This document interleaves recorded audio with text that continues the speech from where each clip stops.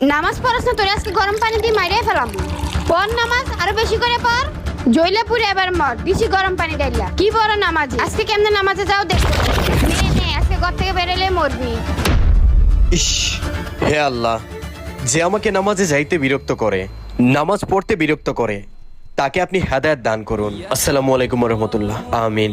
কি রে, যে মেয়েটা আমাকে প্রতিদিন নামাজে বিরক্ত করে, আজকে মেয়েটা আমার নামাজে বিরক্ত করলো না, বিষয়টা কেমন জানি লাগছে। যাই একটু দেখি। এই দাঁড়াও, তোমার সাথে কিছু কথা আছে।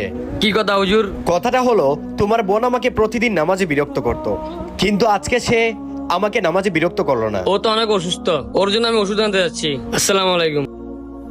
আপনি নাকি অসুস্থ? হ্যাঁ হুজুর, আমি অনেক অসুস্থ।